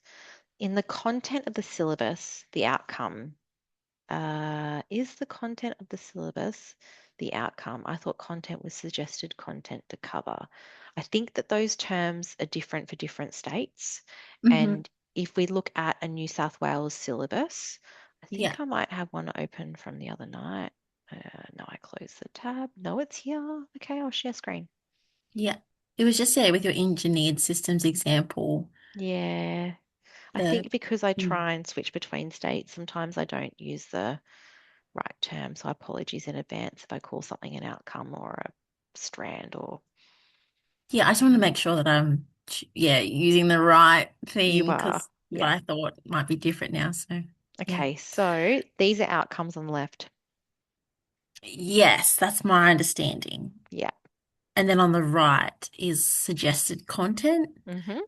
But And that's where you examples. got your example from tonight. The Yeah. explain how force, motion, and energy Yes. Yeah. was in the right-hand side. Yeah. So is that content or is that also an outcome as well? That's it. It's an outcome. Yeah. Explain force, motion, energy is an outcome. Yeah. And I didn't use these examples. I made my own. Oh, I apologize. I just thought I saw the explain how force motion was. Like it's just on the right. Oh, if you scroll down just one more, you'll see it. There's Oh, a dot yes. point. Yeah. Yep. So Pretty you, sorry. standard. Gears, pulley, Mhm. levers, pretty standard. Yeah. Yeah. So those on the right are also outcomes or not? These are examples of content. Okay. This is the outcome statement. Got you. And that's what we should use in our assignment. Yeah, you can even reference this. Okay. You can Okay. quote, you can use that as a direct quote. Okay. Yeah. Thank you. You're That's clear. welcome. Yeah, good. And if you're downloading the PDF, you need a different APA 7 than if you're using the website. Yeah. Good. It's a bit of a tricky one. If instructional details are bigger umbrella for teaching strategies aren't necessarily differentiation. Can you explain that in a different way for me?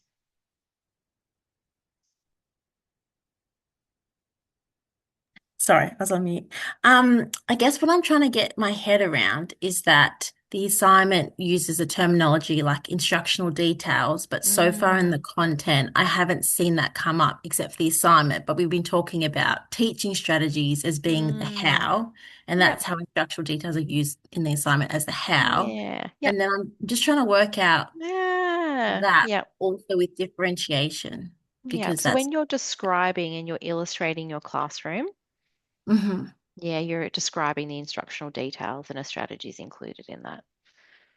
So you're talking about what the teacher is doing, what the classroom looks like, how you're presenting the content. Are you using a projector?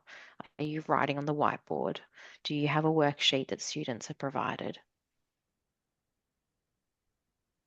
The Okay. teaching strategy, Yeah. are you using chunking, modeling, explicit teaching? Yeah, Yeah. so much terminology. Thank you. And then to Yeah. that, the second part was just the differentiation. Is that's another layer of going, Yeah. then How this am I is doing also, things? mm, Yeah. What am I doing different for different students? Yeah, okay. differentiation, Yeah. the word itself. Yeah. Yeah. Variability. Yeah. Okay. Thank you so much. I hope that was Yeah. helpful for anyone else. I'll let someone else go. There was someone before that asked and they joined just for assignment questions. And I didn't catch the name because sometimes the screen doesn't appear. Monique, it was me. Oh, thank you, Tamna. Thank you. Yeah. So I have a question, first of all, that you showed us the outcome, right? So is it compulsory, like we should include outcome in our assignment in introduction? Some people find it really useful to be that explicit in their writing. Okay. Yeah. Um, An just example is that it could be, if I just go back to this PowerPoint screen, you could use this as a direct quote. In Year 8, students learn about how to explain how force, motion, energy, or you could paraphrase this. Okay. Okay. Or you could talk about how you are teaching students about force, motion, and energy, close bracket, putting in the New South Wales syllabus reference for that because it's paraphrased, and then discuss how you are So teaching them using. we need to provide reference for that, right? Either way. Yeah. Okay. Thank you for that. And another question. Let me open that. Actually, I messaged you about it, but I haven't got reply because I'm thinking to start my assignment during the weekend. Mhm. That's why I'm just bit in rush to get the answer. Yeah. Yeah. Okay. So if you open this link, which I have dropped in the chat, it's the technology link for New South Wales. Just give me a second. I'm dropping it right Okay. now. Yep. Yeah. If people are asking quick questions through the week, they're really easy for me to answer around work. Sometimes So, longer questions, I'll just take a couple of days or even just overnight to respond to. okay. Okay. Thank you, Yeah. Tamna. Thanks for understanding. But yeah, quick questions. All right. So here we go. Yeah, we So, looked at this the other day. We looked at this URL. yes. So that's the one link. So when I joined this course, it was showing me that I need to select my major. And since I did bachelor's of information technology, so it was showing me that I need to select information processes and technology. And Yes. under which it was explaining that as my major, I will need to study and teach computing technology. Yes. So Yes. And so if I could just annotate, I don't know how I do this. How do I annotate on here? Annotate. Okay, great. So this is, oh, where's my pen gone? Yeah, awesome. So this is your area here. This is your area here. This is what you are teaching, your subject in year I 7 and have 8. gone, sorry. I have gone In too much year, deeper into this website. I found another yeah. link, which is this one. So I was thinking maybe I need to open this one, and then I dropped another link in the chat. I Yeah, replied to you. I think I remember writing back to this one. I I'm didn't pretty get it sure. yet. I think you Okay. just forgot Maybe to I just send. draft. Okay, could be. All right. So let me just go to this now. Website, stop sharing. So this is how this is different. Okay, this will take, if you're not in New South Wales, you I can am tune. in New South Wales. Anyone who's in the room who is not in New South Wales, just tune out for a second because this only applies to New South Wales and it's quite complex. So in New South Wales, there is a 7 and 8 syllabus, and this one is 7 to 10. What that Okay. means is, oh, maybe Michaela, you asked this in the discussion board. Yeah. Yes, that's where I've replied to the question, Tamna. It wasn't for you, it was Okay. for Michaela in the discussion board. So Okay. now in schools, once you have taught the material in the 7 and 8 syllabus, you can actually teach this. So what schools do is sometimes they have an additional elective in year 8. Okay. Now, if we look at this syllabus, Mm-hmm. it says that it's stage 5, Okay. which means it's typically taught at years 9 and 10, 10. but Yeah. it can be taught In 7 and 8 as an Mhm, elective. as an elective. Now, what we Yeah. know is that schools must teach this first. Okay. You have to teach the 7 and 8 first. Yep. Okay? Yeah. If schools have covered the digital content, then they can move to teaching Mm-hmm. teaching the 7 to 10. When you look at this there is a great graphic, okay, organization of content. Dun, dun, dun. There used to be an amazing graphic. It might only be in the PDF, actually. And it shows how students progress from year 7 to 8 to year 10. Okay. So year 7 and 8 has to be taught first. So this is your 7 and 8 subject. Okay, now who are my other New South Wales friends in the room? Yeah. Okay, if Tamna's teaching digital, Michaela, what are you teaching? Food tech. So you're teaching food and agricultural practices at year 7 and 8. Okay. Yes. Anyone teaching engineering at year 7 and 8, engineering technologies and systems in New South Wales? Who are my textiles teachers in New South Wales? You are teaching materials. So Tamna, for this assignment, you're using this reference. Thank you for clarifying this, Monique. I was so confused. I was thinking if I choose this, maybe I will Yeah. go into the wrong direction and then I'll have to, move to computing again. So I was very confused. Mhm. Yeah. Okay. Okay. Yeah. Yeah. So once we click on digital, so this one will be our subject, right? Digital and communication technology. Yeah. Yeah. There is no sub-subject under this. Nope. This is what Okay. you're teaching in year 7 and 8. And remember, you're teaching it in year 7 and 8. Mm-hmm. So sometimes these are coupled. So they're friends. Like a Okay. lot of schools are teaching digital communication and engineering technologies together. Okay.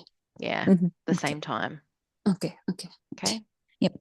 Thank you so much, Monique. Really appreciate No it. problem. No problem.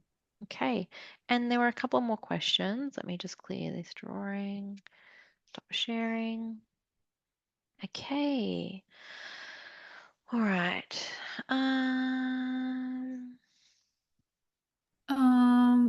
Ma'am, actually, not too much people are talking about Victoria. So basically, I am in Victoria and I have completed like Bachelor's of IT with my specialization in cybersecurity. So even like while getting the admission thing, my major teaching subject is information process and technology, like my first teaching subject. And I think that subject I will be teaching in my placement as well. Yes. Yep. So if I can show you the Victorian curriculum. Yes, yeah. So like, So Victorian curriculum. You're used to looking at this page? yes, ma'am, the same one, yeah. Good. And this is us. This is technologies. Mm. Okay. You are digital technologies. Yeah, so technologies. Okay. And So, then if you yeah. have a look at the curriculum tab, Hmm. now when you look at year 7 and 8, this is what you're teaching in year 7 and 8. Yeah. Okay. In year 9 and 10, this is what you're teaching in year 9 and 10.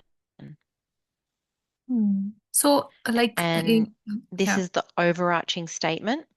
Hmm. These are your outcomes. Okay. In years 11 and 12, there is a different website. But here I have to talk This for like website level is, 7 and 8. yeah, that's right. Yeah. Hmm. And in year 7 and 8, the subject is called digital technologies. In years 11, 12, it's, software design development, IPT. Hmm. So basically, I just have to talk about the digital technology subject, yeah? Yeah, 7 and 8 for this subject, for this uni Yes. subject, yes. Yeah, good. Okay. Yeah, you're doing really well. More Victorian examples. Thanks, God. Okay. All right. Do I have to include teaching strategies for the assignment or just the two modalities of adjustments? When you're illustrating your classroom, you might talk about the strategies. Not a have to. Hey Um, Monique. Sorry. Just following up by my question because I'm currently working on the assignment. I was reading the instructions, Mhm. and it didn't say that strategies like scaffolding, chunking that what we Mhm. learned this week must be included. Then I just wrote it according to the adjustment and differentiation, and Yeah, it's good. already almost almost the word count. So I Yeah. don't know how to just No, you won't fit it in. Yeah. yeah. And if I So go to the assess, it's not in the rubric. You're illustrating your classroom. Okay. It's not in the rubric to talk about the strategy. Yeah. So those terms, those terminologies, Mm. that I don't need to include those terminologies into these assignments. No, you might not do that. Some people might. Yeah, Okay. I feel like it might be too much. Yeah. Thank you. and Monique, do It's we need quite to hard. include Sorry, the Linkai, I'll just keep going. So when people ask questions and they say, do I have to? Okay. What you need to do when you're looking at do I have to, look at the rubric for do I have to. Now you had another question there. You said, I am at the word count, right? Now, if you're at the word Yeah. count and you've achieved in the rubric, then I would stop. Okay. If you're looking at the rubric and you're not at the word count and you need to illustrate, you can include that. It's really hard answering questions when they're very specific to someone's work and someone else is listening and they're like, oh my gosh, do I have to do that too? So, in a class group, when we're all listening to each other's questions, be really mindful that when I'm answering a question, I'm answering for what link I asked there. Okay. And I think that's a good note to know because that's come from his question. Parul asked, oh yeah, thank you. Do we have to mention a learning outcome with each adjustment? I'm a bit confused with the example structure. mentioned in assignment 1? Are you talking about the sample for rule? Because in the sample, there was slightly different stimulus. We change it every year because otherwise what happens is the similarity detection goes bonkers. Hi, Monique. No, Hello. actually mentioning about the brief. So in the brief, there's like a sample structure mentioned where it says, you mentioned the adjustment and then you mentioned the learning outcome, and it does it for both the adjustments. Yeah. In that Okay. document. Yeah, This yeah. bit. So, Yeah. What are you teaching? Parul? I'm teaching the digital technologies for Victoria. Yep. And And so what year level? year level 7 and Okay. 8. And what specifics should be known for this? Do we need to know an outcome? Do we not need to know an outcome? What are the specifics that are needed? It's your introduction, okay? Yeah. Good. So, yeah. So the way it's mentioned on the second and third point, that I need to include the exact outcomes. What you are teaching. Yeah. So- But in the introduction, do we include the outcomes? Okay. All right. That Thank makes you. sense. Yeah. Thank you, Monique. Thank you. Would it be a different outcome? Oh, sorry, that might be a bit too leading. I guess I'm just curious to know can you keep the same outcome across the two different So differentiations choose or? your own adventure then, Michaela. Oh, You okay, choose your own adventure. cool. Two in the weeds. Yeah. Yeah, good. And do we also need to include the diversity of learner in the introduction? Like we can suppose a case that, okay, these are the learners in my class, and that's why we are implementing these adjustments. Tamna, I can see reason why that could fit in an introduction because that's about the specifics that should be known for this reflection. But I Yeah. can also see how it would really fit into part 2. So depending on how your writing goes, it's not a have to. So the Okay. first part of your question said, do we have to? Yeah. Okay. Okay. Thank you, I Monique. know that's I'm in the semantics, right? But when people ask questions about, do I have to do this? Okay. The thing is, I haven't started my assignment yet. I'm so Mm. busy with work. If I would have And started, it would have been much easier. I would have yes, known, like, okay, my word count is this, and these are the yeah, things I have already yeah. done. So Please don't be that's the embarrassed thing. by me saying this, but I know that you haven't started by the types of questions that you're asking. I know. And I know please you don't would be know. embarrassed, okay? That's not to Yeah. embarrass you because what happens is when you start a task and you get into the draft, your questions change, Yeah. okay? Yep. Yeah. All right. And there's nothing wrong with your question. So I'm not saying that to embarrass you. It's just that I know by the types of questions. They're okay. And Yeah. sometimes we get so stuck on all of those small items, they actually give us barriers for doing the task. If you I go know. back to the what's on and what should I be doing, I'm giving you confidence here, Mm-hmm. okay? All Mm-hmm. right. Mm-hmm. If you go, this structures the task, okay? This gives you pointers for how to do the task, Mm-hmm. How to start. how to start. Yeah. Yep. And there are 4 questions at the end of the tutorial that you were showing. Maybe I can start with those. Beautiful. You've got it. Okay. Yeah. Good. But at some point, got to move beyond those small questions. Just launch in because what will happen is your questions will be deeper. It'll be Yeah. about the content. It'll be about the writing, the reflective part of it. Okay. Yep. Thank you so much, Good. Monique. You're welcome. You've got the knowledge. Get in there, do it. Okay. Yep. I think we're done for this evening. I think that's a really lovely point to leave on. Everyone needs confidence to get into assignment 1 and get going. Okay. Yep. Thanks a lot, Monique. Have a good night. Have a good weekend. You See you too. on Well wishes to Tuesday. everyone. I will. And on Wednesday, I'll see Wednesday. you. Yeah. Yeah. Yeah. Yep. Okay. Kobe's back next week. Thank you. Good to spend your time with you, my time with you. Lovely to see the learning this evening. Wow, there were some really beautiful statements at the end there, and it was awesome, yeah, to hear how you'd been moving with your knowledge in this week. That'll make lovely watching for other people, I'm sure. Thanks for ending the week with me. Have a lovely weekend. See you later. Thank you.